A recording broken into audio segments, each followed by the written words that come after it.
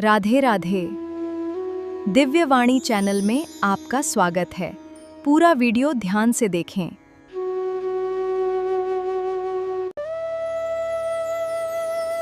जिसे आत्मशोधन करना है उसे ब्रह्मचर्य रहना ही है, इसीलिए इसको शुरू किया। जिसे ब्रह्मचर्य रहना है उसे शरीर को चिकना बनाना, श्रृंगार करना, यह सब छोड़ देना चाहिए। अभी कुछ दिन बाद शरीर छूट जाएगा, फिर लकड़ी में जलेगा भाई। चाहे जितना इसे पाउडर लगा लो, चाहे जितना इत्र छिड़क लो, आग में जलेगा कुछ दिन। बोले कुछ दिन क्यों, अभी तो हम 30-40 साल ऐसे निकल गए। ऐसे अब पता नहीं 30-40 साल है कि नहीं है, ऐसे निकल जाएंगे। ब्रह्मा जी के यहाँ कमल की पंखुड़ी में जितने में सुई छेदो उतने में 1 वर्ष हो गया। अपने 100 वर्ष कितने हुए, 112 से ऐसे ब्रह्मलोक में करे तो हो गया। अपने शरीर को ज्यादा श्रृंगार, सुख, सुविधा, प्यार मत दो। जितने से भजन बन जाए, धर्म बने, उतने ही दो। स्त्रियों का काम भाव से स्पर्श करना, संभाषण करना, देखना छोड़ दे। यदि आत्मशोधन करना है स्त्री साधक को पुरुष साधक से, काम भाव से, कैसे, किसी भी तरह से।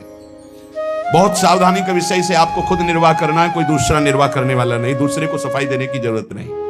तीसरी बात, पहला है शरीर का श्रृंगार, दूसरा है स्त्रियों से संसर्ग, संभाषण, बातचीत आदि आदि। तीसरा है पौष्टिक और स्वादिष्ट भोजन। ये महान भयंकर हैं 3 बातें जो साधक को नष्ट कर देती है। शरीर का श्रृंगार करना, माताओं बहनों से काम भाव से युक्त होकर के इस तरह का व्यवहार, बातचीत, ऐसा आप सफाई पेश कर सकते हैं। भैया सफाई पेश करने की बात नहीं, आप खुद देख लीजिए। आपका अगर दृष्टि ठीक है, आपका भाव ठीक है, आपका व्यवहार ठीक है, भगवान को साक्षी करके, तो कोई दोष नहीं है। लेकिन यदि आप अंदर से दूषित हैं तो आप बचिए। और स्वादिष्ट बलिष्ठ भोजन, आत्मशोधन करने वाले उपासक को जरूरत नहीं, कोई जरूरत नहीं। ये घी, रबड़ी, रसगुल्ला, दूध और ये बादाम, पिस्ता, ये गृहस्थों के लिए बने, ये भगवत मार्ग के पथिकों के लिए नहीं। उनके लिए नाम रूपी बल, ब्रह्मचर्य का महान ताकत, एक अद्भुत बल, एक अद्भुत उत्साह, एक अद्भुत तेज बना रहता। बादाम में थोड़ी है, हलवा में थोड़ी है। बादाम हलवा खा के तो बेकार हो जाओगे। शुद्ध सात्विक थोड़ा अन्न एक बार डाल लिया शरीर पोषण के लिए, बस जल, व्यायाम, प्राणायाम, ब्रह्मचर्य, इससे बहुत बड़ा बल प्राप्त होता है। हमें निरंतर मन को वश में करना। मन को वश में करने के लिए ये शारीरिक बल की जरूरत नहीं है। शारीरिक बल तो अपने आप बना रहता है। उत्साह, एक आत्मिक शक्ति, एक बल, एक अलौकिकता रहती है। ये निकृष्ट आचरण करने से नहीं। स्वादिष्ट और पौष्टिक भोजन की कोई आवश्यकता नहीं ब्रह्मचारी को। 5 चम्मच उसमें दाल में घी डाल के और ये सब कर, फिर कैसे हजम करोगे। तपस्वी उपासक को चाहिए स्त्री के रूप की तरफ, उसके हास्य की तरफ, उसके मधुवचन की तरफ, उनके संकेत की तरफ, उनके हाव भाव की तरफ, या स्त्री उपासक को चाहिए पुरुष के ऐसे परस्पर चितवन को ना देखे, ना चिंतन करे, ना देखे, ना चिंतन करे। परस्पर विरोधी शरीर को राग पूर्वक देखना, उनके अंग प्रत्यंगों का चिंतन करना, उनकी बातें करना, ये ब्रह्मचर्य कदापि नहीं रह सकते जो ऐसे आचरण वाले लोग हैं। ब्रह्मचर्य व्रत में रत रहने वालों को अत्यंत सावधानी पूर्वक अपनी इंद्रियों को दर्शन, संभाषण, चिंतन से बचाना है। जो भिक्षुक ब्रह्मचर्य का आनंद प्राप्त करना चाहता है उसको अच्छे अच्छे पदार्थों के स्वाद पाने वाली जिह्वा पर काबू करना होगा। हाँ, ये जवानी जो है ये व्यतीत होनी चाहिए तपस्या में, जलने में व्यतीत होनी चाहिए, तो बुढ़ापा में वर्षा हो जाएगी। गर्मी की बात वर्षा आती है ना, जलोगे तपोगे तो वर्षा हो जाएगी। और अगर पहले ही भीजे भोगों में पड़े रहोगे तो बुढ़ापा में सड़ोगे। फिर ध्यान रखना, पक्की बात समझ लो। सड़ना जानते हो किसे कहते हैं? अगर ध्यान हो आपको हितधाम में, एक 70-75 वर्ष के वयोवृद्ध वेशधारी जो बोल रहे थे, तो हम दोबारा पुनरावृत्ति नहीं करेंगे बोलने की, वो बोल रहे थे, आप लोगों को ध्यान होगा कि महाराज बचा लीजिए, 75 साल का हूं, ऐसे से ऐसा ऐसा ऐसा। इसलिए ब्रह्मचर्यरत भिक्षुक को चाहिए किसी भी विपरीत शरीर से परिचय न ले, एकांत मिलन की बात ना हो, किसी भी तरह से अपने मन की कमजोरी सामने वाला ना जान पावे। ब्रह्मचर्यरत भिक्षुक को चाहिए कि वासनावर्धक, पुष्टिकारक भोजन, पेय, वार्ता, दृश्य, इनका परित्याग कर दे। जैसे बहुत ज्यादा ईंधन हो तो अग्नि उतनी ज्यादा बढ़ेगी, ऐसे जितना पौष्टिक आहार करोगे उतने काबाग्नि बढ़ेगी। शरीर का श्रृंगार, शरीर की शोभा, शरीर को सुख आराम देने की भावना वाला कभी ब्रह्मचारी नहीं हो सकता। बहुत सावधान। जब भगवत मार्ग में चले तो अंगूठी की जरूरत क्या है? जब भगवत मार्ग में चले हैं तो किसी भी तरह के आभूषण की जरूरत क्या है? भगवत मार्ग में चले तो कंघा की जरूरत क्या है? भगवत मार्ग में चले हैं तो चिकनाहट लगाने की जरूरत क्या है? सजाने की जरूरत क्या है? वैसे ही तेजों में सजे रहोगे। दो ही प्रकार से भगवत मार्ग में रहने वालों की पद्धति है, या तो पूरे बाल मुड़वा दे या पूरे बाल रखे रखे, 10-20 वर्ष बनाए रखो फिर मुड़वा दो, या पूरे जीवन बनाए रखो, और या फिर 2-2 महीने 4-4 महीने के नियम में उनका मुंडन कराते रहो। ये कंघा लगाना, ये सेटिंग करना, फिटिंग कर, ये सब नहीं है।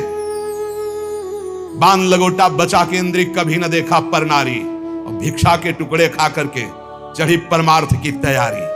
आंख उठाकर किसी की तरफ नहीं देखा, काछ वाच मन निश्चल राखे, धन धन जननी तेरी रे, फिर आगे चलकर प्रकाशित हो जाओगे। बहुत सावधानी की जरूरत है और व्यायाम अत्यंत आवश्यक है। ये नहीं कि हम बहुत सेवा करते, नहीं। अरे ब्रह्मचर्य को बचाने के लिए 1 घंटा व्यायाम की जरूरत है। दवा कोई वर्जिश से बेहतर नहीं, नुक्सा है कम खर्च, बाला नसेन, शक्ति बढ़े, फुर्ती लहे, चोट न अधिक पिराए, अन्न पचे चंगा रहे, कसरत सदा सहाय। कम से कम 1500 दंड बैठक मारियो, फिर 2-4-6 घंटे पद्मासन सिद्धासन में नस नाड़ी एकदम शुद्ध, तब वो ब्रह्मचर्य लगना चाहिए कि ब्रह्मचारी जा रहा है। ये पानी से शुद्ध हो जाओगे, पानी से केवल, जैसा घी लगता है ऐसा पानी लगेगा। प्राणवायु का संशोधन करके ये हम कह नहीं रहे है, हफ्ता भर भोजन नहीं मिला, गंगा जल से काम चलता रहा। जब कभी कहीं मिल गया तो फिर 30-35। हाँ, एक बार एक गंगा किनारे एक कुटी थी, तो राधे श्याम झोपड़ी थी, वयोवृद्ध संत निकले। आओ आओ, हम जानते हैं गंगा किनारे भ्रमण करने वालों की क्या दशा होती, क्योंकि गंगा किनारे रहे भूखे हो गए। हाँ महाराज, कई दिन से नहीं मिला, हो गए होंगे 8-10 दिन। बोले बैठो, कोई त्योहार था, गांव से गए, पूरी कचौड़ी मांग के लाए। आप सही मानो इतनी, पूरी लाके ऐसे रख दी, 2-4 ऐसे सब्जी के टुकड़े होंगे भिक्षा में जैसे। हमें यह भी ध्यान नहीं रहा कि इनके लिए पूछे। पूरा राधे श्याम जब पा चुके गंगा जल, हमका महाराज आप, बोले हमें पता है, हम शाम के फिर ले आएंगे। बोले हमें पता गंगा किनारे कैसे होते, क्योंकि फिर पता नहीं कै दिन में मिले, कै दिन बाद मिला था। और कभी गैस की गोली थोड़ी कि गैस में कुछ नहीं, गंगा जल। अच्छा, ऐसी स्थिति में रोज आसनों पे बैठना, रोज व्यायाम का। और पता नहीं आजकल के नए बच्चे व्यायाम में क्यों नहीं लगते, प्राणायाम क्यों नहीं करते, क्यों संयम से नहीं चलना चाहते। बोले समय नहीं है, समय आधा घंटा 1 घंटा तो व्यायाम होना चाहिए। ये व्यायाम जरूरी है, गृहस्थ हो या विरक्त, आधा घंटा व्यायाम। मोटरसाइकिल भी जब चलाते हैं ना लोग, तो पहले रेस में डालते हैं, नहीं एकदम धुआं करके रेस में, फिर वो एकदम गर्म, तब तुम भी रेस में डालो। सुबह उठ के 2 बजे उठे, छत में चले गए, 3 बजे तक दंड बैठक व्यायाम प्राणायाम करके एकदम फुर्सत पाए, सत्संग में ऐसे बैठे। ब्रह्मचारी मतलब आग, ब्रह्मचर्य मतलब आग, आप सच्ची समझो आग। पैर ऐसे पड़े जैसे आग में पैर पड़ते। आग में पैर कैसे पड़ते? ऐसे ब्रह्मचारी चलता है, क्या है, जैसे कि लहरी नहीं एकदम चिलचिलाती भागती है, ऐसे ब्रह्मचर्य का जीवन होता है। पता नहीं तुम लोगों की बातें समझ में क्यों नहीं आ रही। हाँ, सच्ची बात कहते हैं। ब्रह्मचर्य में खान पान वाली बात की नहीं कि रबड़ी रसगुल्ला हो तब चिकना, वो तो पेट चिकनाएगा, पेट चिकना मिलेगा एकदम। और ब्रह्मचारी के नेत्र होते हैं, नेत्र बोलते हैं, जैसे जंगली सिंह के नेत्र है, ऐसे ब्रह्मचारी के नेत्र होते हैं। उसके नेत्र में एक पावर होता है, एक दबाव पक्ष होता है, वो जिस पर नेत्र डाले तो एक बार झुक जाए सामने वाले के नेत्र। ब्रह्मचर्य का ऐसा पावर, देवलोक सहित समस्त देवता उसे नित्य नमस्कार करते हैं जो ब्रह्मचारी होता है। जो भिक्षुक वीतराग शारीरिक और मानसिक ब्रह्मचर्य से परिपक्व, शारीरिक ब्रह्मचर्य और मानसिक ब्रह्मचर्य, मन और 5 ज्ञानेंद्रियों के द्वारा किसी भी विषय का धर्म विरुद्ध भोग नहीं, ये ब्रह्मचर्य धर्म है, ये ध्रुपद है, ये नित्य है, ये शाश्वत है।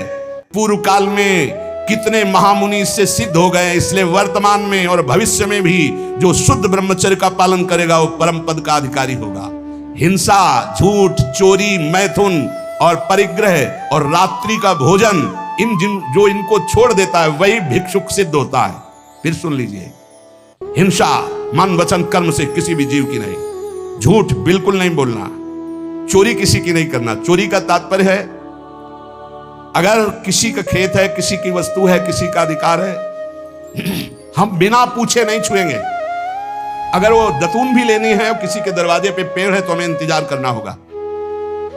अगर पता चल रहा है कि गांव समाज की जमीन है, सरकारी जमीन है, किसी का अधिकार नहीं, तो हम उस वृक्ष से भिक्षा मांगेंगे, हमें एक दतून दे दीजिए। ऐसे नहीं है कि हम किसी वस्तु को स्वतः, जैसे गंगा किनारे बारी होती है और उनसे से आप फल तोड़ करके खा रहे हैं तो आप चोर हैं। ये नहीं कह रहे हमारा, नहीं, किसी की कोई भी वस्तु बिना भिक्षा किए नहीं लेना है। आगे है मैथुन का पूर्ण त्यागी वीतराग परमहंस, बैरागी, किसी भी तरह के अष्ट मैथुनों में से एक भी नहीं, और परिग्रह, दान नहीं, इसीलिए भिक्षा शब्द है। तुम हमें दे रहे हो, हम नहीं लेंगे, हमें जरूरत होगी हम मांग लेंगे, हम भिक्षुक हैं। ये उपासकों की, अच्छे जो उपासक उनकी रहनी होती, ये लो 100 रुपया नहीं जरूरत है हमें, आधा घंटा बाद जरूरत होगी तो हम किसी से मांग लेंगे, भाई अगर हमें जहां लगेगा तो हम 5 लोगों से मांग लेंगे अगर जरूरत है, लेकिन हम तुम्हारे देने पर नहीं लेंगे। तुम्हारे देने पर दान होगा, हमारे लेने पर भिक्षा होगी। हमें जब आवश्यकता होगा, जहां से श्री जी प्रेरित करेंगे, हम मांग लेंगे, हमें नहीं चाहिए। हिंसा, झूठ, चोरी, मैथुन, परिग्रह और रात्रि का भोजन, ये साधक कभी रात्रि में भोजन न करे। और सूर्य अस्त होने के 30 मिनट पहले या 30 मिनट बाद, बस इसके आगे नहीं जाना चाहिए। जिसको ब्रह्मचर्य रहना है, साधना में रहना है, एक 9, 10, 11 बजे आराम से आप खूब बतरा के अच्छे अच्छे पदार्थ पा रहे हो, ये सब साधना के खिलाफ बात है। अगर इस समय भोजन नहीं होता, 4, 5, 6 सूर्यास्त के 30 मिनट पहले और 30 मिनट बाद तक, फिर आप पानी पी के काम चलाओ या दूध ले लो 200-250 ग्राम। भोजन भरपेट मत करो, क्योंकि हमें 1 बजे रात्रि से जगना है, 2 बजे रात्रि से जगना है, हमें साधना में लगना है। और ठसाठस 11 बजे तक यहाँ पा लिए तो 10-11 बजे तक के लिए वो प्रमाद स्थिति पैदा कर देगा। रात्रि का भोजन निषेध है साधु के लिए, या तो सूर्यास्त होने के पहले या बस सूर्यास्त होने के बाद ही 30 मिनट बाद तक, मतलब 7, बहुत बहुत अधिक 7:30, 8, इसके आगे नहीं। 9, 10, 11, 12 ये सब गृहस्थों की बात अलग। वीतराग परमहंसों का हमने स्वभाव देखा, सूर्यास्त होते होते जो कुछ, बस फिर इसके बाद शांत। ये रात्रि का भोजन तो एकदम निषेध है, 8 के बाद तो पाना ही नहीं चाहिए, ये नियम बना लो। क्योंकि अपनी दिनचर्या में या तो ऐसा कुछ विधान करो, हमें लगता हो जाता होगा, हाँ ये मतलब ये सावधानी की जरूरत, इसमें मना किया गया है। और ये वैसे भी अपनी दिनचर्या में नहीं बन पाएगा। रात्रि के 12:30-1 बजे जगना है और आपने 9, 10, 11 बजे दबा के पा लिया तो कैसे जग पाओगे, फिर नहीं चल पाओगे।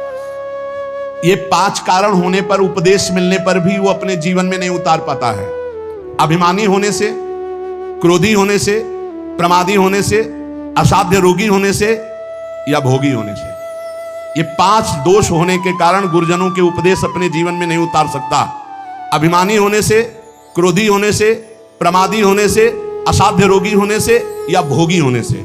जो ब्रह्मचर्य नहीं रह पा रहा है, जो भोगी है, वो गुरु के उपदेश नहीं धारण कर सकता।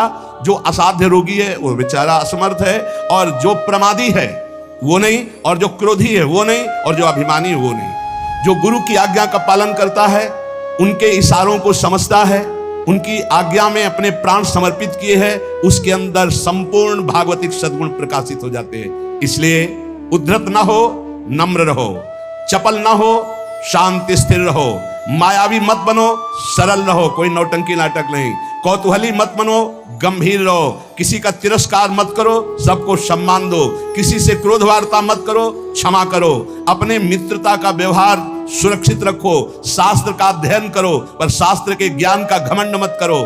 कोई भी तुम्हारे पर क्रोध करे, अप्रिय व्यवहार करे, तुम उसकी भलाई करो, ईश्वर से प्रार्थना करो कि उसकी बुद्धि शुद्ध हो।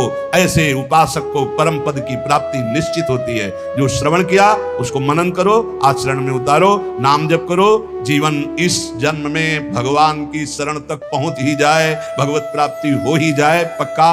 जो भी हास्य विनोद में भी सत्संग में कहते हैं वो केवल शिक्षास्पद कहते हैं। किसी का नीचा दिखाना या किसी का उपहास करना हमारा लक्ष्य नहीं, लेकिन आप उपहासपद आचरण ना करें। आप ऐसा कोई पहनावा, ऐसा कोई खान पान, ऐसा कोई नाटक ना करें जो हमारे सनातन धर्म के विरुद्ध है, जो हमारे शास्त्र के विरुद्ध है। उससे आपका पतन हो जाएगा, पक्का समझो। बहुत बड़ा प्रभाव होता है सात्विक आहार, सात्विक भेष, सात्विक चिंतन, इससे बहुत उन्नति होती है। और असात्विक आहार, असात्विक भेष, असात्विक मनमाने आचरण, इनसे बहुत पतन हो जाता है। इतना पतन हो जाता है, आप सोचो, जिन माता पिता परिवार को प्राणों से अधिक प्यार किया जाता है, बुद्धि भ्रष्ट हो जाती है, काम से पीड़ित होकर वो अपने परिवार के गले काट देता है, भाग जाता है दूसरे पुरुष के साथ या दूसरी स्त्री। ये क्या बुद्धि भ्रष्ट हो गई? जिनकी पूजा करनी चाहिए उनकी हत्या कर देते हैं, जिनको हमें शीश पर आज्ञा उनके शीश उतार लेते हैं। ये बुद्धि भ्रष्ट हो जाती है। आप देख लो, समाज में देख लो क्या हो रहा है। इसीलिए हम अगर विनोद में भी कोई बात कहते हैं तो तुम्हारे मंगल के लिए कहते हैं। किसी को कभी कुछ चुभे, कभी कुछ कोई शब्द चुभे, उसका विचार करना, वो बहुत ही कड़वा होगा लेकिन आपको स्वस्थ करने लायक होगा। जैसे कुछ ऐसी औषधियां होती हैं, कुछ ऐसे चूर्ण होते हैं, बड़े कड़वे होते हैं, नीम जैसे लगते हैं, लेकिन वो आपका परम मंगल करते हैं। इसलिए प्यारे, हमारा किसी को दुख पहुंचाना उद्देश्य नहीं, हमारा उद्देश्य तुम्हें परम सुख प्रदान करना। पर तुम अपनी स्थिति को, अपने धर्म को, अपने आचरणों को भूल गए और मनमानी आचरण कर रहे हो, इसलिए तुम्हें जरूर बुरा लग सकता है। जैसे शास्त्रों में बार बार ये आकर्षण की निंदा की गई। अब अज्ञान के कारण, न जानने के कारण वो शास्त्रों को कहते हैं, स्त्री की शरीर की निंदा की, तो किसी के शरीर की कोई कौन सी वंदना की गई है? पुरुष का शरीर चाहे स्त्री का शरीर है तो पांच भौतिक परस्पर आकर्षण की निंदा की गई, परस्पर अधर्माचरण की निंदा की गई। अगर आप शास्त्र सम्मत बातों को विचार करके देखें तो आज जो हमारी दुर्दशा हो रही वो शास्त्र न मानने से हो रही, शास्त्र की आज्ञा का पालन न करने से हो रही। कि जब तक तुम्हारे शरीर में बुढ़ापा नहीं आता, कोई असाध्य रोग नहीं हो जाता, तुम्हारी इंद्रियां बलवान हैं, तब तक तुम अपनी इंद्रियों को गलत आचरणों में मत उतारो और अपने कल्याण के लिए उपाय कर लो। नहीं बुढ़ापे में या असाध्य रोग में या इंद्रियां जब निर्बल हो जाएंगी तब तुम कुछ नहीं कर पाओगे। जो मनुष्य दूसरे प्राणियों के शरीरों की हिंसा करके या हिंसा करवा के या हिंसा का अनुमोदन करके अपने शरीर को पुष्ट करता है, जैसे पशुओं को लाके काट के फिर खाना, बोले हम काटते तो नहीं, दुकान से ले आते हैं। तो दूसरा, हम लाते भी नहीं है, मंगवा लेते हैं। तीनों को बराबर नरक मिलेगा। कर्ता, प्रेरक, अनुमोदन। प्राणियों की हिंसा करना, हिंसा करवाना, हिंसा का अनुमोदन करना, ये स्वभाव भगवत मार्ग से बिल्कुल विपरीत ले जाएगा। संतों की बातें, भगवत भक्तों की बातें, शास्त्र की बातें जहर जैसी लगेंगी ऐसे लोगों को। और अगर सुन लिया श्रद्धा से तो सुधार भी हो सकता है। किसी भी तरह से किसी भी जीव को मार करके खाना जो हमारे शास्त्र के विरुद्ध है, वो तुम्हारे लिए हिंसा और बहुत बड़ा पाप होगा। जीव तो सब में है, जीव बिना जीवे नहीं। मूरी में भी जीव है, गाजर में भी जीव है, आलू में भी जीव है, अरहर के पेड़ में भी जीव है, उर्द के भी पेड़ में, गेहूं के भी पेड़ में, लेकिन वो हमारे खाने के लिए शास्त्र सम्मत है। लेकिन ये दूसरे अन्य जीवों के मारकर खाने की बात मानव शरीर के लिए नहीं, राक्षसी भाव के लिए, जो राक्षस है उनके लिए है। संसार में जितने भी जीव हैं, मन से, वचन से, शरीर से जब किसी को दंड नहीं दिया जाता तो अपने सारे पाप नष्ट होने लगते हैं और उसे कोई भी दुख भोगना नहीं पड़ेगा। उसके दुख देने वाले पाप कर्म क्षय हो जाते हैं। सभी जीव को चाहिए कि ये बात समझ लें, सब यहां जीना चाहते हैं, सब अपने शरीर को सुखी रखना चाहते हैं। अगर किसी भी प्राणी को तुम मारते हो या उबालते हो या खाते हो तो तुम्हारा नाश निश्चित है, तुम्हारी दुर्गति निश्चित है। अपने स्वार्थ के लिए, काम से, क्रोध से, भय से यदि किसी को पीड़ा पहुंचाते हो, काम से चार लोग मिलकर किसी के साथ ऐसा अभद्र व्यवहार करना या मार देना या ऐसा कर देना, तुम ये सत्य समझ लीजिए कि तुम्हारी दुर्गति पक्की है। ये महापुरुषों के वचन है। जो श्रेष्ठ, परोपकारी, निश्चय पूर्वक दूसरों के दुख को दूर करने की बात करने वाले हैं, वही मानव जीवन धारण करने का लाभ लेते हैं। क्रोध से, लोभ से, भय से या हास्य से भी पापकारी बात कभी मत करो। पाप वाली बात हंसी मजाक में भी मत बोलो। जो साधक आत्मज्ञान प्राप्त करना चाहता है उसे चाहिए सत्य बोले, परमित बोले, थोड़ा बोले और संशय रहित बोले, परिपूर्ण स्पष्ट बोले, अनुभूत बोले और वाणी को चंचल ना होने दे, मर्यादा से बोले। ऐसा बोलने वाला साधु परमार्थ की उन्नति को प्राप्त होता है। सत्य बोले, थोड़ा बोले, संशय रहित बोले, परिपूर्ण स्पष्ट शास्त्र सम्मत बोले, जो बोले अनुभव से बोले, वाचालता रहित होकर बोले, वो परमार्थ का प्रतीक होता है। जो भाषा सत्य है पर कठोर है, दूसरे को दुख पहुंचा रही है, बड़ी रूखी बात है, वो नहीं बोलनी चाहिए। प्रातः काल उठ करके भूमि के चरण छूकर बड़े बुजुर्गों को नमस्कार करके भगवत आराधना करके अपनी दिनचर्या में जाते हैं, उनका देखो कैसा आचरण होगा। जो सुबह से ही उठे गंदे आचरणों का चिंतन, गंदी वार्ता, गंदी क्रियाएं, पशुता छा गई है। इसलिए प्यारे, आज किसी भी प्रलोभन से यदि हमारा मन लुभायमान होगा तो हम शास्त्र की सही बात तुम्हें नहीं बता पाएंगे। और अगर हमारा उद्देश्य आपको भगवत प्राप्ति कराना है, आपका मंगल कराना है, तो निर्भय होकर दहाड़ते हुए आपसे कहेंगे, और आप प्यार से सुन लेना। थोड़ा कड़वा लगेगा लेकिन आपको बहुत ठीक कर देगा। ये सुदर्शन चूर्ण है, बड़ा कड़वा होता है सुदर्शन चूर्ण, लेकिन जिसका बुखार ना उतरता हो, नियम से सुदर्शन चूर्ण पाए, उसका बुखार उतर जाएगा। ऐसे ये जो माया का बुखार है ना, सत्संग रूपी सुदर्शन चूर्ण पाओगे, ये उतर जाएगा। नाम जप करो, सत्संग में कभी बुरा मत मानना। साधु शास्त्र और गुरुजनों की बातें ये सदैव परमार्थ की उन्नति पर चढ़ाने वाली होती है। एक बार हृदय को सुनाना, ऐसा कि कड़ुआ सुन करके मुझे विचार हो कि मेरे जीवन में गंदगी क्या है और उसे दूर करना है, तो आपको अच्छा लगने लगेगा। शास्त्र जब बोलता है तो सत्य बोलता है, धर्म प्रिय बोलता है, उसमें आपका परम मंगल छुपा होता है। इसलिए कभी कभी कोई बात ऐसी उपहासास्पद या कड़वी लगे तो आपके मंगल के लिए तस्मात् शास्त्रम प्रमाणम है। और जहां कभी किसी को संशय लगे कि आपने बात कही थी कहां से प्रमाणित है, तो आप हमसे हृदय से पूछ लेना। वो कहीं ना कहीं लिखी होगी, आप देख लेना, कहीं ना कहीं लिखी होगी। सात्विक कैसे वस्त्र धारण करने चाहिए, शास्त्र आज्ञा करता है। चाहे पुरुष हो चाहे स्त्री हो, वस्त्रों का बहुत प्रभाव है। कैसे आपको श्रृंगार करना है, शास्त्र आज्ञा करता है। पातिव्रत धर्म का पालन करने वाली सौभाग्यवती पत्नी अपने पति को रिझाने के लिए षोडश श्रृंगार करती है। बाहर नहीं, बाहर वो गंभीरता पूर्वक कुछ ऐसे सौभाग्य चिन्ह धारण करके सौम्य भाव में रहती है। ऐसे जो आदेश हुए, उनसे हमारे धर्म की रक्षा होती है, उनसे हमारी मानसिकता पवित्र रहती है। लेकिन पातिव्रत धर्म, एक पत्नी व्रत धर्म जो शास्त्र आज्ञा करता है, या ब्रह्मचर्य व्रत धर्म अब ग्रंथों में लिखे रह रहे, कोई बिरला इन बातों को समझ रहा है। नहीं, विदेशी आचरण हमारे देश में पधार रहे। ये जो धर्म स्थलियां हैं, विदेशी भाव आ रहे। तो हमें लगता है सत्संग ही है एक जो तुम्हें डांट सकता है, सत्संग ही है एक जो तुम्हें झकझोर सकता है, सत्संग ही है जो तुम्हें गिरे हुए को शब्द के द्वारा उठा सकता है। आज गुरु कृपा से, श्री जी की कृपा से हजारों लोग इन्हीं कड़वी बातों को सुन सुनकर उठकर खड़े हो रहे हैं, अपने गंदे आचरणों का त्याग करके भगवत मार्ग में चल रहे हैं। इसलिए सबसे प्रार्थना है, नाम जप करो। जो तुम्हें कड़वा लगे उसे बार बार मनन करो, वो तुम्हारे मन की गंदगी को दूर करके प्रियालाल से मिला देगा। विश्वास करो, प्रियालाल से मिले बिना ये मनुष्य जीवन बिल्कुल व्यर्थ जीवन है। फिर और योनियां देखो, ऐसी गर्मी हो रही है, पानी जगह जगह, छोटे छोटे सरोवर जो होते थे वो सूख चुके हैं। पानी की बड़ी अव्यवस्था है। सोचो उन पशु पक्षियों को जहां आसपास नदी नहीं है। पहले तो धर्मात्मा लोग छोटे छोटे ऐसे पानी की व्यवस्थाएं करते थे पशुओं के लिए। सैकड़ों जगह वृंदावन में ऐसी नादी बनी हुई थी जिनमें शीतल जल भरा होता था गौओं के लिए। एक जगह भी खोजना मुश्किल हो जाएगा। पशुओं के लिए, पक्षियों के लिए पानी की बड़ी व्यवस्था है। तुम तो मनुष्य बिस्लरी की बोतल खरीद लोगे, उनको कहां से है? विचार करके देखो। तो अगर हम अन्य योनियों में जाते हैं तो कितने भयानक दुख हमारे ऊपर होंगे।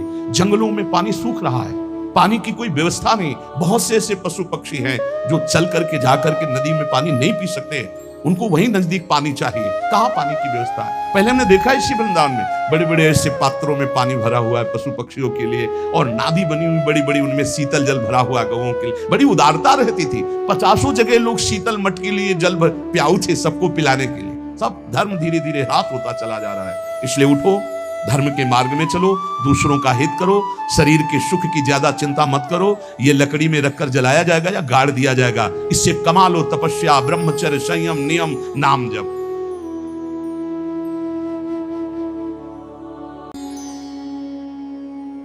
दिव्यवाणी देखने के लिए धन्यवाद। आपका दिन मंगलमय हो।